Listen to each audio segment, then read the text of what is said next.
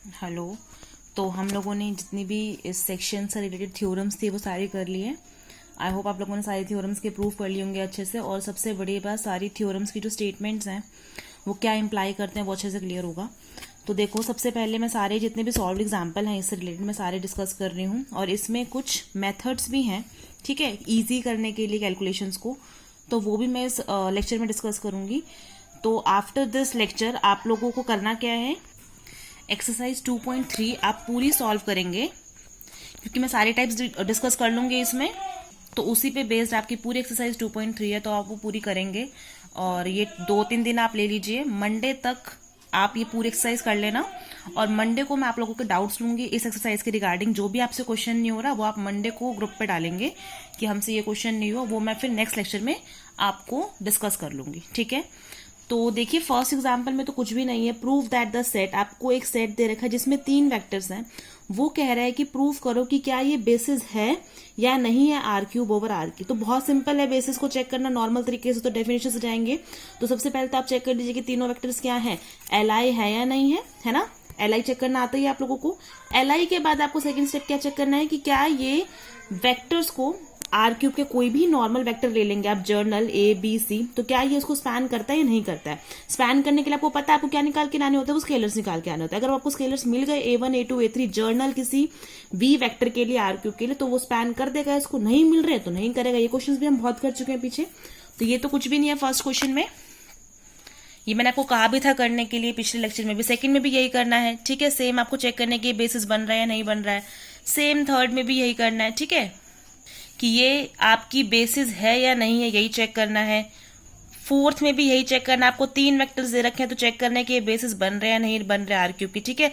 तो अभी तक के जो एग्जांपल्स है ना, वो नॉर्मल जो आपकी बेसिस की डेफिनेशन लगा के चेक हो रहे हैं कि क्या ये सेट बेसिस बन रहा है नहीं बन रहा। तो आप कैसे चेक करेंगे, L I and second condition span, यही सब करना है। तो ये खुद करेंगे 4B। फिर उसके बाद फिफ्थ में भी कुछ नहीं है। सिक्स्थ में भी एक सेकंड देखिए, show that the vectors is a basis of V cube over C. तो आपको देखो 3 वेक्टर्स दे रखे हैं, पहले तो वही चेक करना है क्या ये बेसिस बन रही है या नहीं बन रही है, किसके लिए, V3 over field complex number. तो वही चेक करना है पहले, एल आई है या नहीं है, स्पैन कर रहे हैं या नहीं कर रहे हैं, ठीक है। उसके बाद determine the coordinate of the vectors this this this with respect to the basis this. Coordinate की भी डेफिनेशन मैंने आपको बताई थी। कोऑर्डिनेट का मतलब क्या होता है, आप ये वाला वेक्टर उठाएंगे, पहला वेक्टर 1,0,0, आपको इस वेक्टर के लिए इन तीनों की बेसिस की हेल्प से लिखने के बाद कोऑर्डिनेट निकालने। कोऑर्डिनेट का मतलब क्या होता है, ये वेक्टर ऑब्वियसली क्योंकि ये तीनों बेसिस बन रहे होंगे, है ना, क्योंकि आप पहले पार्ट में ये प्रूफ करेंगे ना कि बेसिस बन रही है नहीं बन रही है। जैसे ये बेसिस बन जाएगी तो ये, क्योंकि एक नॉर्मल आपने वेक्टर उठाया है V3 का, तो अगर ये वेक्टर उठाया है तो ऑब्वियसली इन तीनों के लीनियर कॉम्बिनेशन में लिखा जाएगा। लीनियर कॉम्बिनेशन में लिखने के लिए आप क्या करते हैं, ये 1,0,0 को आप कैसे लिखेंगे, इन तीनों के लीनियर कॉम्बिनेशन में आपको स्केलर ढूंढ के लाएंगे। A1 1 आयोटा 0 प्लस A2 को मल्टीप्लाई करेंगे नेक्स्ट से 2 आयोटा 1,1, फिर plus A3 into 0,1 plus iota 1 minus iota. तो आप सोल्व करके क्या निकालेंगे, ये स्केलर्स निकालेंगे। और ये स्केलर्स कहां से आएंगे इस बार, फील्ड कॉम्प्लेक्स नंबर से। जैसे ही आपको स्केलर्स मिल गए, मान लो सॉल्व करने के बाद A1 आ गया है माइनस आयोटा, A2 आ गया है कुछ 5, A3 आ गया है 7, वट। तो ये जो आपके स्केलर्स यूज हुए हैं ना, माइनस आयोटा 5,7, जिसकी हेल्प से ये जो आपका वेक्टर है ये इन तीनों के लीनियर कॉम्बिनेशन में लिखा गया है, उन स्केलर्स को हम क्या बोलते थे, कोऑर्डिनेट, है ना। ये डेफिनेशन करा चुकी हूं मैं, तो वही फाइंड करना है इसमें। तो ये भी एक बार हैंड रिटन ट्राई करना है, एग्जाम्पल 6। सेम एग्जाम्पल 7 में भी यही करना है, कोऑर्डिनेट निकालने इस वेक्टर के रिलेटिव टू द बेसिस, ये आपको दे रखी है, ठीक है। तो कैसे लिखेंगे, इसके कोऑर्डिनेट कैसे मिलेंगे, तो आपको इस वेक्टर क्या करना है, इन चारों के लीनियर कॉम्बिनेशन में लिखना है, और फिर ये स्केलर्स निकालने। देखो इसने सॉल्व करके स्केलर्स निकाल दिए हैं, A2 A1 A3 A4 के सबकी वैल्यू, फिर इसको ऑर्डर वाइज लिख दो, -1, फिर उसके बाद A2 क्या आया है 4, सॉरी माइनस, ये रहा आपका सबसे पहला A1 क्या आया है -2, A2 क्या आया है 5, A3 क्या है -1 और A4 क्या है 4। तो आपका जो वेक्टर था -1 2 3 4, उसका आपका जो कोऑर्डिनेट आया है इस बेसिस के रिगार्डिंग वो क्या है, ये आया है, ठीक है। तो कोऑर्डिनेट्स वाले क्वेश्चन इस तरह से करने हैं, सिंपल लीनियर कॉम्बिनेशन लिखने के बाद स्केलर्स की वैल्यूज लिखनी है ऑर्डर में। अब आ जाते हैं मेथड्स पे, जिसके लिए ये चीज बता रही हूं मैं। अब देखो आपके नए तरीके क्या है। नाउ सबसे पहले आपके पास है method to determine the basis of a subspace W। आपको अगर एक वेक्टर स्पेस V है, उसका एक सबस्पेस लिया है W, उस W की बेसिस फाइंड करनी है अगर आपको, method to determine the basis of a subspace W if it's generating set S is equal to V1 V2 Vm is given. तो वो क्या बोल रहा है, ये आपको मेथड कब अप्लाई करना है, जब आपको एक वेक्टर स्पेस के सब स्पेस की बेसिस निकालनी हो और आपको गिवन क्या हो, आपको कुछ वेक्टर्स का सेट गिवन हो जिसकी हेल्प से हमारा W क्या हो सकता है, जनरेट हो सकता है, या W को जिसने स्पैन किया है। ठीक है, ये आपको गिवन होना चाहिए, जनरेटिंग सेट या फिर बोल लो स्पैनिंग सेट अगर गिवन हो उस W सबस्पेस का, तो उसकी हेल्प से आप क्या निकाल सकते हैं, बेसिस निकाल सकते हैं उन वेक्टर्स की हेल्प से। अब वो बेसिस कैसे निकालनी है, देखिए मेथड क्या है, form a matrix A whose rows are the vectors in S. सबसे पहले तो आपको एक मैट्रिक्स बनानी है। मैट्रिक्स कैसे बनानी है, जो ये आपके वेक्टर्स है ना V1 V2, उनको रो वाइज लिख दो। रो वाइज लिखने के बाद एक आपको ए मैट्रिक्स मिल जाएगी। फिर वो क्या बोल रहा है, जो आपके एलिमेंट्री रो ऑपरेशंस होते थे जो आप 12th क्लास में लगाते थे, उनकी हेल्प से ए मैट्रिक्स को किस में रिड्यूस करना है, रो एक्लेन फॉर्म में। अभी रो एक्लेन फॉर्म क्या होती है वो बता रही हूँ।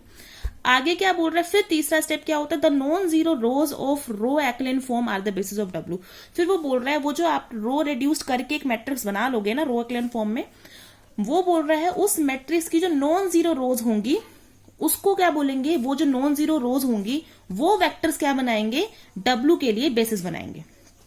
आगे बोल रहा है note the basis obtain by this method may not be the subset of S. ऐसा जरूरी नहीं है कि जो बेसिस बनेगी इस स्टेप से कि वो इन्हीं वेक्टर्स की हेल्प से बनेगी, कुछ नए वेक्टर्स भी आपको मिल सकते हैं, तो ऐसा जरूरी नहीं कि इसका सबसेट ही मिलने वाला है।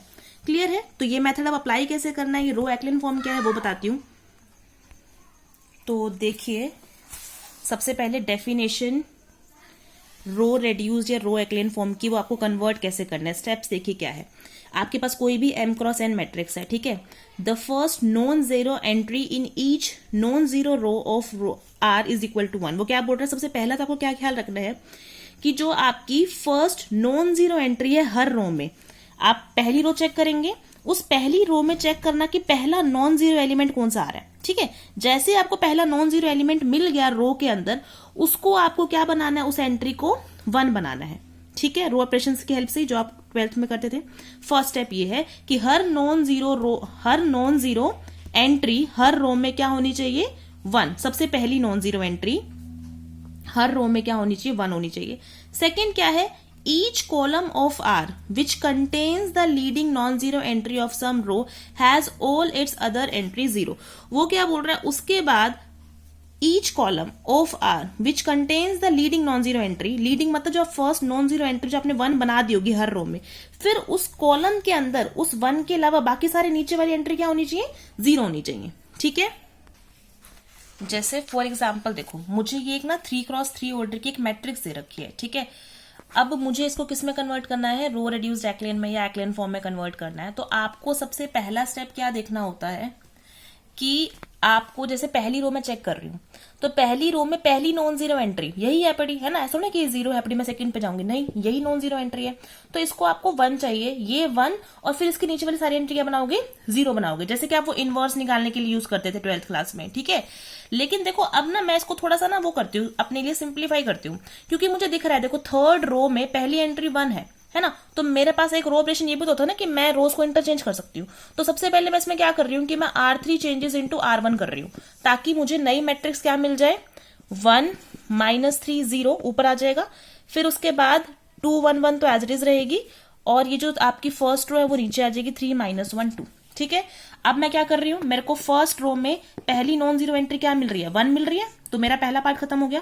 उसके बाद अब इसके नीचे वाली जितनी भी एंट्रीज है वो क्या बनाऊंगी, 0 बनाऊंगी। 0 कैसे बनाओगे, पहले R2 को 0 कैसे बनेगा, 1 के से बहुत आसान से बन जाएगा, R2 changes into R2 -2 R1 operation लगाएंगे। सिमिलरली R3 को कैसे चेंज करेंगे, R3 changes into R3 -3 R1 लगाएंगे, तो ये वाली एंट्री भी क्या मिल जाएगी, आपको 0 मिल जाएगी। तो आपकी नई मैट्रिक्स क्या मिलेगी, फर्स्ट रो पे तो कोई आपने ऑपरेशन नहीं लगाया तो एज इट इज रहेगी। सेकंड रो पे क्या लगाया, देखो 2 -2 × 1 0, नेक्स्ट क्या मिलेगा 1 -2 × -3, तो -3 -2 6, 6 + 1 7। ऐसे नेक्स्ट 1 -2 × 0, ये तो 1 ही बचेगा। ऐसे इसमें R3 पे क्या लगा रहे हो, R3 -3 R1, तो 3 -3 × 1 0, फिर -1 -3 × -3 क्या बन जाएगा, -1 + 9 विच इज 8। ऐसी लास्ट एंट्री क्या मिलेगी, 2 माइनस 3 इंटू 0, फिर से 2 मिलेगी। क्लियर है? तो इतना स्टेप कर लिया।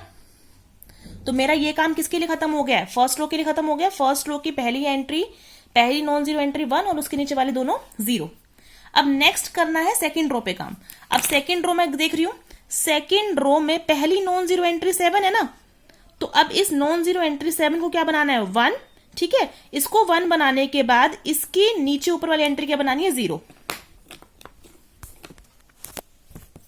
तो देखो इसको सबसे पहले आप 1 कैसे बनाएंगे, जब आप इस पूरी R2 रो को किससे डिवाइड कर दो, 7 से। तो 1 minus 3 0 first row as it is, second क्या बनेगी 0, 7 बाय 7 1 और ये 1 बाय 7 और third row as it is 0 8 2। फिर आपको बस करना क्या है, सेकंड रो की फर्स्ट नॉन जीरो एंट्री बना दी 1, सिर्फ इसके नीचे वाली 0 बना दे करो कॉलम में, ऊपर वाली भी मत बनाया करो। ठीक है, सिर्फ वो जो एलिमेंट नॉन जीरो बना दिया इसके नीचे वाला 0 करो। तो इसको कैसे 0 बनाओगे, R3 changes into R3 minus 8 R2 करना पड़ेगा, है ना, तभी 8 माइनस 8 क्या आएगा, 0 आएगा। तो आपको नेक्स्ट क्या मिल जाएगी, फर्स्ट रो तो सेम 1 माइनस 3 0, सेकेंड भी सेम 0 1 1 बाय 7, लास्ट ही क्या मिलेगी 0 माइनस 0, मतलब ये तो 0 ही रहने वाला है। ये 8 माइनस 8 इंटू 1 0, नेक्स्ट क्या मिलेगी 2 माइनस 8 इन बाय 7, मतलब 14 माइनस 8 जो कि आएगा 6 बाय 7। तो ये आई आपकी एंट्री। तो अब आपको फाइनली जो ये मैट्रिक्स मिली है, ये हो गई है रो रिड्यूस में, नहीं हो गया ऑब्वियसली। देखो रूल क्या है, पहली रो में पहली नॉन जीरो एंट्री 1 है, बिल्कुल है, और इसके नीचे वाले दोनों 0। ठीक है, हो गया काम। फिर उसके बाद सेकंड रो में पहली नॉन जीरो एंट्री क्या है, ये है, ये 1 बना दी और इसके नीचे वाले सभी 0, ये भी हो गया। फिर थर्ड रो में पहली नॉन जीरो एंट्री ये आ रही है, इसको 1 बनाना बड़ा आसान है, आप पूरी रो को किससे मल्टीप्लाई कर दो, इसके रेसिप्रोकल 7 बाय 6 से, तो ये एंट्री 1 बन जाएगी। तो जैसे ये एंट्री 1 बन जाएगी और फिर इसके नीचे वाले तो क्या ही 0 करोगे, खत्म काम। ठीक है, तो अब ये करने के बाद अब मुझे ये बताओ, ये मैंने रो रिड्यूस में कर दिया। रो रिड्यूस करने का मेन तरीका क्या है, सबसे पहले हर नॉन जीरो पहली रो पकड़ेंगे, उसकी पहली नॉन जीरो एंट्री 1 बाकी सारी 0। फिर ऐसे सेकंड रो में पहली नॉन जीरो एंट्री 1 बाकी सारी 0। फिर ऐसे थर्ड में भी पहली नॉन जीरो एंट्री 1 बाकी सारी नीचे वाली 0। ऐसे करते करते जब आप पहुंच जाएंगे तो आपको देखना आपको नॉन जीरो रोज कौन सी मिल रही है। ये भी नॉन जीरो रो है क्योंकि इसमें सारी एंट्री तो ना 0 है, ये भी नॉन जीरो रो है, ये भी नॉन जीरो रो है, तो ये तीनों क्या बना देंगी, इस वेक्टर्स की हेल्प से बेसिस बना देंगे। ये तरीका होता है इसको करने का जो ये मेथड बता रहा है। अब देख लो जरा, जैसे कि इसमें एग्जाम्पल नंबर 8 दे रखा है, यही बोल रहा है determine the basis of the sub space spend by the vectors. आपको क्या बोल रहा है कि उस सबस्पेस की बेसिस निकाल के लाओ जो सबस्पेस इन चारों वेक्टर्स की हेल्प से स्पैन हो सकता है। तो भाई ये वाला रूल लगाऊंगी मेथड। तो सबसे पहले तो इन चारों वेक्टर्स को क्या लिख दूंगी, रोज की फॉर्म में लिख के मैट्रिक्स बना दूंगी। तो पहली वेक्टर क्या है मेरा -3 1 2, रो की फॉर्म में लिख दिया। सेकेंड वेक्टर क्या है मेरा 0 1 3, रो की फॉर्म में लिख दिया। थर्ड क्या है 2 1 0, लास्टली 1 1 1। अब इसको किसमें करना है, रो रेड्यूस एक्लेन फॉर्म में। तो सबसे पहले तो ये देख लिया करो क्या ऐसी रो तो नहीं दिख रही जिसकी पहली एंट्री पहले से 1 है, ये है पड़ी ना, तो इसको सबसे ऊपर ले आओ। तो आप सबसे पहले क्या ऑपरेट कर दो, R1 चेंजेस इनटू R4। ठीक है, तो ये इंटरचेंज कर दिया। तो सेकंड रो थर्ड रो तो सेम लिखी है, फर्स्ट रो ऊपर आ गई 1 1 1, सेकंड रो -3 1 2। फिर नेक्स्ट स्टेप क्या होता है, अब फर्स्ट रो की पहली नॉन जीरो एंट्री 1 मिल गई, बाकी सारी तीनों क्या बनाने हैं 0, ये तो ऑलरेडी 0 है, तो सिर्फ R2 R3 और R4 पे ऑपरेट करोगे। R3 को क्या ऑपरेट करोगे, R3 changes into R3 -2 R1, और R4 पे क्या ऑपरेट करोगे, R4 changes into R4 +3 R1, तभी ये 0 बन जाएगी। तो ये दोनों ऑपरेट करने के बाद आपको नई मैट्रिक्स क्या मिलेगी, फर्स्ट रो तो सेम लिखनी है, सेकंड पे सेम लिखनी है, थर्ड रो क्या मिल जाएगी 0 -1 -2 इस ऑपरेशन के बाद, और R4 क्या मिल जाएगी 0 4 5। पहला स्टेप खत्म हो गया, पहली रो में पहली नॉन जीरो एंट्री 1 बाकी सारी 0। फिर सेकंड रो पे आ जाओ, सेकंड रो पे सेकंड रो में पहली नॉन जीरो एंट्री 1 है। ठीक है, अब इसके नीचे वाली सारी 0 बनाएंगे ये दोनों। तो क्या ऑपरेशन लगेगा, R3 changes into R3 + R2, direct plus करने पे इसकी हेल्प से 0 बन जाएगा ये, और R4 changes into R4 -4 R2। Clear है? तो ये दोनों ऑपरेशंस लगाने के बाद फिर से जो मुझे मैट्रिक्स मिलेगी वो कुछ इस तरीके से मिलेगी। ठीक है, 11101300100 -1। तो अब मेरा इतना काम हो गया। सेकेंड रो में पहली नॉन जीरो एंट्री 1 है और इसके नीचे वाली जीरो, दोनों एंट्री भी क्या बना दिया आपने 0। फिर किस पे आ जाएंगे, थर्ड रो पे। थर्ड रो पे आई, थर्ड रो पे पहली नॉन जीरो एंट्री मुझे 1 मिल रही है ये। अब इसके नीचे वाली एंट्रीज क्या बनानी है, 0। तो जैसे ही इसके नीचे वाली एंट्री जो मुझे 0 बनाने सिर्फ ये वाली एंट्री है, इसको 0 बनाने के लिए क्या ऑपरेशन लगाएंगे, इसकी हेल्प से बनाएंगे ना इसको 0। तो कैसे लगाएंगे, R4 changes into R4 + 7 R3, है ना। तो जैसे ही आप ये ऑपरेट कर देंगे तो ये क्या बन जाएगा, 0 0 0, ठीक है। और ये तीनों तो ऐसे ही लिखनी है रो। तो अब जैसे ही मैंने ये कर दिया काम, ठीक है, अब ये पूरी क्या होगी, मेरी रो रिड्यूस एक्लिन फॉर्म में आ गई, क्योंकि लास्ट जो रो है इसकी तो सारी एंट्री 0 है ना, तो कोई नॉन जीरो एंट्री है ही नहीं जो मैं ये काम करूं। अब काम खत्म मेरा। तो अब ये करने के बाद सारे स्टेप्स, मुझे नॉन जीरो रोज कौन कौन सी मिल रही है, 1 2 3, है ना। ये चौथी तो 0 रो है, ये इसको तो खत्म कर दो। तो ये जो 3 नॉन जीरो रोज है इनको वेक्टर फॉर्म में लिख लो। तो पहला वेक्टर क्या मिल गया आपको, 1 1 1, दूसरा क्या मिल गया 0 1 3, तीसरा क्या मिल गया 0 0 1। तो ये जो 3 वेक्टर्स आए हैं फाइनली सॉल्व करने के बाद, ये क्या बना रहे हैं, आपकी बेसिस बना रहे हैं उस सबस्पेस के लिए। और क्योंकि अगर ये बेसिस है तो इसके अंदर कितने एलिमेंट्स यूज हुए हैं, 3। तो मतलब उस W जो भी आपको सबस्पेस था जिसकी बेसिस निकालनी थी, उसका डायमेंशन क्या आ गया, 3। So I hope this method of row reduced echelon form आपको क्लियर है बेसिस निकालने का, ठीक है। अब एक और मेथड भी है, जरूरी नहीं अगर आपको इससे कंफर्टेबल हो तो आप इससे कर लेंगे, वरना एक और मेथड भी है बेसिस निकालने का। तो another method to determine the basis of a subspace W, किसी W सबस्पेस के लिए बेसिस निकालने का एक और मेथड है। If the spanning set, again मतलब आपको अगर स्पैनिंग सेट गिवन है जैसे पिछली बार की तरह, अगर स्पैनिंग सेट गिवन है उस सबस्पेस का, तो उसकी बेसिस आप इस तरीके से भी डिटरमाइन कर सकते हैं। ये मेथड क्या कहता है, देखिए, this method is based on the fact that the maximal Li subset of the given spanning set forms a basis for W। ये क्या बोल रहा है, ये जो मेथड है ये किस थ्योरम पे या किस रिजल्ट पे बेस्ड है, कि अगर आपको कोई भी स्पैनिंग सेट दे रखा है, ठीक है, स्पैनिंग सेट ही है तो ये ना, ये स्पैनिंग सेट ही गिवन है, तो बोल रहा है अगर आपको स्पैनिंग सेट गिवन है तो उस स्पैनिंग सेट की हेल्प से, उन स्पैनिंग सेट की वेक्टर्स की हेल्प से आप मैक्सिमम लीनियरली इंडिपेंडेंट वाला सेट कितना बना सकते हो। तो जो इन वेक्टर्स की हेल्प से आपको मैक्सिमम Li सेट मिल जाएगा वो क्या बन जाएगा, आपका बेसिस बन जाएगा।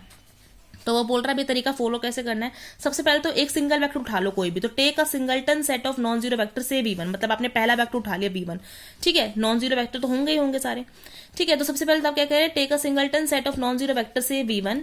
अब देखो ये हमने पढ़ा ही था, जो सिंगलटन वेक्टर होता है, एक अकेला वेक्टर जो कि नॉन जीरो हो, हमेशा Li सेट होता है, तो वो तो बात ही खत्म होगी। फिर वो बोल रहा है अब V1 तो Li हो गया, अब अगला एलिमेंट कोई भी डाल दो, second. Now check the linearly independent of the set V1, V2, मतलब अब 2 एलिमेंट्स लो इकट्ठे, चेक करो कि वो Li है या नहीं है। अगर वो Li हो गए तो ठीक है, अगर वो LD है तो V2 को हटा दो, लेना ही नहीं है। फिर आप यही काम किसके साथ करोगे, V3 के साथ करोगे, फिर V1, V4 के साथ करोगे, ऐसे करके, ठीक है। फिर जैसे ही आपको पहले 2 क्या मिल गए, Li के मिल गए, फिर आप थर्ड डालोगे इसके अंदर, फिर ऐसे ही फोर्थ डालोगे, एंड सोन ये स्टेप चलता जाएगा। कब तक, जब तक आपको मैक्सिमम Li सेट नहीं मिल जाता है। जैसे ही मैक्सिमम मिल गया कि हाँ भाई अब सिर्फ यही वेक्टर्स ही Li बन रहे हैं, 3 या 4 वॉटएवर, इसके बाद आप जो भी डाल रहे हो बार बार LD सेट मिल रहा है, तो जो मैक्सिमम Li सेट मिलेगा आपको वो क्या होगा, आपका बेसिस बन जाएगा। तो ये तरीका ऐसे फॉलो करना है। जैसे कि देखो भी सैंपल दे रखा है इसमें, example number 9, determine the basis of the subspace spanned by the vectors 3 2 4 1 0 2 1 -1 -1 6 7 5, 4 vectors दे रखे हैं। कह रहे हैं इन चारों वेक्टर्स की हेल्प से चेक करो, मतलब बनाओ बेसिस, ठीक है। तो कैसे बनाएंगे, सबसे पहले तो let S is equal to 4 vectors का सेट है, let W be a subspace spanned by S, ठीक है। Then the basis of subspace W will be largest maximal Li set, ठीक है। तो वो कैसे बनाएंगे, सबसे पहले तो एक वेक्टर कोई भी उठा लो, इसने ये उठा लिया, तो क्लियरली उसने कहा जो सिंगलटन वेक्टर है 3 2 4 being a singleton set of non zero vector, ये Li पक्का होगा। अब ये तो है ही है, अब इसमें एक और कुछ डालते जाओ इसके साथ। अब इसने सेकंड वेक्टर 1 0 2 डाल दिया, अब ये चेक कर रहा है क्या ये दोनों सेट Li बनते हैं, नहीं बनते हैं। ऑल्सो 3 2 4 1 0 2 क्या बोल रहे हैं, is Li set of vector because neither vector is a multiple of the other. ये आप चेक कर लेना खुद ही, ठीक है। वैसे तो ये बोल रहा है कि ये हमने क्योंकि थ्योरम करी थी कि कोई भी 2 वेक्टर्स ना, अगर आपको कोई 2 नॉन जीरो वेक्टर दे रखे हैं तो वो LD लीनियरली डिपेंडेंट तभी और तभी हो सकते हैं जब एक दूसरे के मल्टीपल हो। तो ये दिख रहा है क्लियरली कोई भी किसी का मल्टीपल नहीं है, तो वो बोल रहा है इस तरीके से। तो मैं सबके लिए थोड़ा डेफिनेशन लगाऊंगी तो थोड़ा इजी कर रहा है। तो बोल रहा है कि क्लियरली ये दोनों क्या बन रहे हैं, Li सेट बन रहे हैं, क्योंकि कोई भी एक दूसरे का क्या नहीं है, मल्टीपल नहीं है। जैसे अगर देखो ये वेक्टर होता 204, ठीक है, और दूसरा वेक्टर होता 408। तो ये पक्का एलडी है। क्यों एलडी है? क्योंकि क्लियरली दिख रहा है कि ये इसका मल्टीपल है। इस वेक्टर को अगर 2 से मल्टीप्लाई कर दो तो यही वेक्टर आ जाएगा ना 408, है ना। तो बोल रहा है क्योंकि ये दोनों किसी के मल्टीपल नहीं है, आपस में एक दूसरे के मल्टीपल नहीं है, तो ये भी कैसे सेट बन रहा है? L I. तो आपको पहले दो क्या मिल गए? एल आई मिल गए। अब दो मिल गए, अब इसमें तीसरा डालो कोई भी, या तो ये डाल दो या ये डाल दो। तो पहले यही ऑर्डर वाइज चलने ज्यादा बेटर रहेगा। तो अब मैं तीसरा क्या डाल रही हूँ? 1, -1, -1। तो अब ये दो तो ऑलरेडी एल आई थे, इसमें अब तीसरा डाल दिया। अब चेक करूँ क्या ये तीनों एल आई है या नहीं है। इसके लिए फिर डेफिनेशन लगाइए। इसने चेक करा है, सॉल्व करा। देखो ये आपको बताया था मेथड है ना, 3 वेक्टर्स को एल आई कैसे चेक करना था डिटर्मिनेंट की हेल्प से। इनका डिटर्मिनेंट निकाला, नॉन जीरो आया है। नॉन जीरो आया है मतलब ये भी कैसे वेक्टर्स हैं? एल आई वेक्टर्स हैं। तो अब आपको पहले 3 वेक्टर्स क्या मिल गए? L I. अब देखो चौथा चेक करने की जरूरत है? आप मुझे ये बताइए। बिल्कुल जरूरत नहीं है। क्यों नहीं है? क्योंकि देखो अगर आप नोटिस करेंगे 3 वेक्टर्स का टपल है ना। तो ये किसके सबस्पेस मिल रहा है? ऑब्वियसली मतलब मेन वेक्टर स्पेस कौन है? R3। और R3 का डायमेंशन कितना होता है? 3, ठीक है। तो क्योंकि आप उसके किसी सबस्पेस की बेसिस बनाने चले हो, तो कल ही हमने थ्योरम करी थी कि अगर कोई V वेक्टर स्पेस है, W उसका सबस्पेस है, तो W का तो डायमेंशन हमेशा, dimension of W is always less than equal to dimension of V। या तो उसके बराबर हो सकता है या उससे कम होगा हमेशा, ज्यादा तो कभी भी नहीं हो सकता ना। तो अब ये पहले 3 वेक्टर जब आपको मिल गए हैं एल आई, तो चौथा पक्का ही एल डी मिलेगा। कोई दिक्कत ही नहीं, चेक करना ही नहीं आपको, क्योंकि 4 वेक्टर्स एल आई हो गए तो इसका डायमेंशन तो डब्ल्यू का क्या बन जाएगा, क्योंकि ये ऑब्वियसली चारों वेक्टर स्पैन तो कर ही रहे हैं, क्वेश्चन में दिया है। अगर ये चारों इकट्ठे एल डी भी हो गए, सॉरी एल आई भी हो गए, तो ये क्या बन जाएगी? 4 वेक्टर्स की इस सबस्पेस के लिए क्या बन जाएगी? बेसिस बन जाएगी। मतलब डायमेंशन क्या हो जाएगा उस सबस्पेस का? 4। और जबकि खुद मेन जिसके वेक्टर स्पेस से आया है, जिसका सबस्पेस है ये, उसका डायमेंशन कितना है? 3। तो विच इज नॉट पॉसिबल, ठीक है। तो पहले मुझे 3 वेक्टर्स मिल चुके हैं जो एल आई हैं, तो पक्का यही तीनों ही क्या बनाएंगे? बेसिस बनाएंगे इस डब्ल्यू के लिए, ठीक है। तो ये पूरी स्टेटमेंट रीड कर लेना, वही बात बोल रहा है। तो ये हमने आज 2 मेथड डिस्कस करे हैं क्या चेक करने के लिए कि बेसिस अगर आपको किसी सबस्पेस की, किसी वेक्टर स्पेस के किसी सबस्पेस के लिए क्या दे रखा है? स्पैनिंग सेट गिवन है, तो स्पैनिंग सेट को आप किस में एक्सटेंड कर सकते हैं? बेसिस में बना सकते हैं। और वो बेसिस बनाने का तरीका एक ये रो एक्लेन फॉर्म भी है, और ये L I check, maximal L I set बना करके भी कर सकते हो। तो चॉइस आपकी है। तो ये लेक्चर भी काफी बड़ा ही हो गया, तो ठीक है आज सिर्फ इतना करते हैं। इसके बाद 1-2 मेथड्स और आई थिंक, तो मैं कल डिस्कस कर लूंगी। तो आज मेक श्योर दैट एक्सरसाइज 2.3 के आई थिंक पहले 4 क्वेश्चंस तो बहुत आराम से हो जाएंगे। 5th क्वेश्चन देखो इसी पे बेस्ड है जो मैंने आपको बताया है। कह रहा है कि डिटरमाइन करो बेसिस उस सबस्पेस की जो इन 4 वेक्टर से स्पैन हुआ है। आपकी मर्जी है, इनफैक्ट आप दोनों से ट्राई करना एक बारी, एक्लेन फॉर्म से भी और जो मैंने अभी आपको दूसरा मेथड बताया एल आई वाले से, उससे भी करके देखना, ठीक है। तो ये पहले 5 क्वेश्चन हो जाएंगे, 6th भी हो जाएंगे। 7th अभी नहीं करना आपने, क्योंकि ये मुझे कल बताना पड़ेगा। फिर आप उसके बाद 8th क्वेश्चन भी कर लेना, ठीक है। 8 तक डिस्कस कर लेना आज, 8 तक ट्राई करके रखना, ठीक है। Thank you.